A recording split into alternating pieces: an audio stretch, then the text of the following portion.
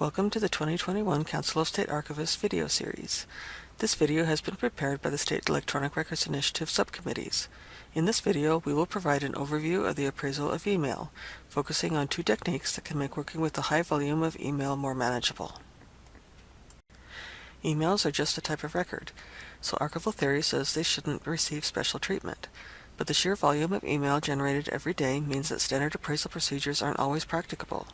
The principles of more product, less process apply to what emails are accessioned, but before that step can take place, we must first whittle down the thousands of emails generated by state agency employees to only those emails that may have historical value and therefore belong in the custody of an archival repository. At first glance, the task appears quite daunting. In fact, the temptation becomes take it all or leave it all, since the processing time and resources are immense. But there are other approaches that still include appraisal in the evaluation process. However, we encourage you to find a middle ground approach using one of the two techniques that we'll outline throughout the rest of this presentation. The two approaches that we are going to cover are content appraisal, which shifts appraisal to the creator, and position appraisal, also known as the Capstone approach. Both methods have their strengths and weaknesses, but either choice is far better than the all-or-nothing knee-jerk reaction to the email challenge. The first approach is content appraisal, which shifts appraisal to the record creator. In this method, rather than staff from the archives or record center conducting the appraisal for every email, that task literally shifts back to the original user of the inbox, or in more archival parlance, the record creator. To clarify, when we use record creator, we refer to an employee who either sent an email or who received an email from a different institution or an external user. Applying this broad definition will inevitably lead to duplication, but at the appraisal stage, it is better to have multiple copies of a historically relevant email to evaluate rather than none. The record's creators fulfill the appraisal task through active inbox management by regularly moving their emails from their inbox and sent items folder to folders that align with broader categories of items found on the record's retention schedule. Users can create these folders themselves, but having controlled folders across groups of employees may prove more effective, as we'll demonstrate shortly. Since the emails in each folder should ideally have the same disposition, employees can more easily move their inactive records to their next phase, whether it's destruction or transfer to the archives or record center. If an email account is managed regularly, deciding what to transfer or destroy and when becomes a task that takes mere minutes. Rather than allowing all employees to create their own folders, controlled folders can function like a controlled vocabulary for metadata and help bring order to creator-focused email management. All employees within a given agency or agency subdivision have the same controlled folders in their inbox for filing. This uniformity avoids the confusion that could arise from different terminology, such as outgoing correspondence versus emails to clients.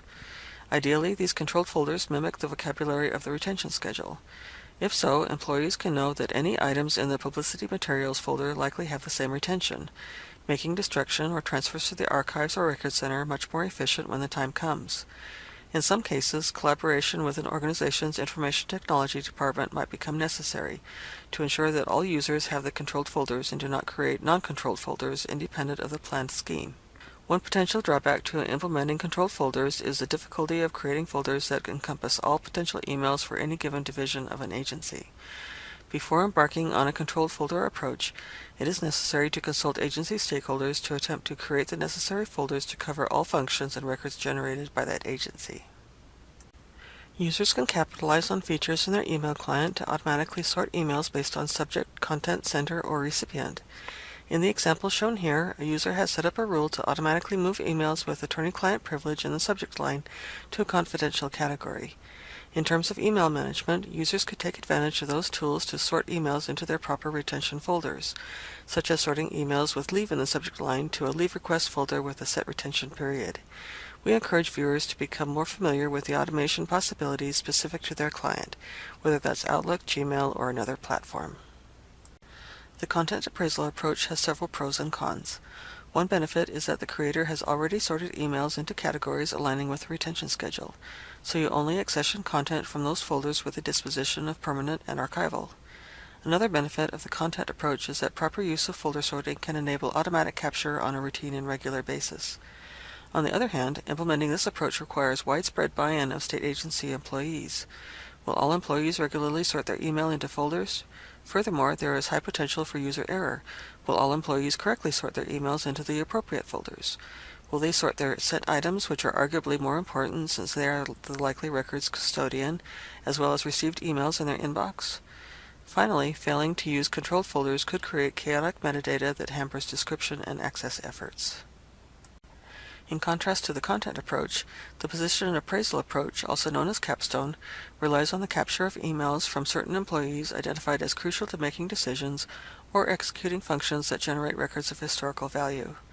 The crucial concept at play is that most emails of historical value will eventually end up in the inbox of these Capstone employees, which is when that content is captured for archival accessioning. In other words, this method is a version of the take-all-emails approach, but position appraisal limits the scope of that trawl to only those accounts likely to have historically significant information. A functional schedule approach may make implementing position appraisal easier, because the criteria of what functions are historical apply across different agencies. Before implementing a position appraisal approach to email appraisal, the first step is to work with agencies to identify key positions whose employees should fall within the net of creating archival emails. This process involves both an evaluation of the retention schedule and where the records within archival disposition come from, as well as more general appraisal of what positions have roles that could create records of historical value. Once those positions are identified, the archive should work with the IT agencies and staff to set up pipelines for capturing those Capstone employee emails. Typically, the actual capture will occur when Capstone employees leave that position, but capturing could also occur throughout an employee's tenure as part of a regular workflow. Organizations and individual Capstone employees are crucial to making the position appraisal approach function appropriately. Agencies must update staff of the archives and/or record center as people in key roles depart to trigger email capture. Annual surveys and more regular contact with record-creating institution liaisons can facilitate the efficiency of this step. Failure to notify the archives of a Capstone staff change could potentially result in records loss. Within agencies, people in Capstone positions must understand their obligations and avoid deleting emails that have long-term value. Whether or not all emails are automatically captured before they are deleted will vary depending on state IT practices. While the big bucket nature of position appraisal decreases the burden on the record creator compared to the content approach, employees in Capstone positions should remain cognizant of their role as record keepers for their agency's activities and manage their email accordingly. Position appraisal provides a different sort of pros and cons than the content approach. One clear benefit of the position appraisal approach is that the scale of appraisal needed is much smaller than with the content appraisal approach. Essentially, the archives works with creating agencies to evaluate key positions. While there are a plethora of key positions in any institution, that number is far less than the number of emails created by those employees, let alone by all employees in the organization. Furthermore, appraising a position is not a constant effort like with an ever-growing email inbox. Once a position is appraised as a Capstone position, that designation can stay in place until the position's functions drastically change or the position is dissolved. Another benefit of position appraisal is that archival institutions are less reliant on most content creators. Most employees will not interact directly with records that will eventually end up in the custody of the archives, so the buy-in drawback of the content appraisal approach is less of an issue here. On the other hand, due to the nature of position appraisal as grabbing all emails from specific accounts, the likelihood of accessioning the non-archival records with the properly archival emails is high. Even for a person in a key position in state government, many emails will address routine matters such as finalizing the times of meetings or approving employee vacation requests. While archivists can encourage Capstone employees to use some elements of the content appraisal approach to separate the archival from the quotidian, the capture process will grab all emails regardless. Additionally, the non-archival emails will likely include records with confidentiality restrictions that will require redaction before opening access to researchers. Another potential drawback is that position appraisal only works if institutions regularly report to the archives when Capstone employees leave their positions so that the capture process can take place. Depending on the management of the email client and the settings of any high-level IT department, delays in reporting may result in missing the opportunity to grab archival emails before they are deleted along with the separated employees' accounts. Automated capture throughout a Capstone employee's time of employment could mitigate this risk, but it presents the equally risky reality of accessioning records on active projects. Whether you choose the content or position appraisal approach, we encourage you to check out the resources provided in this slide.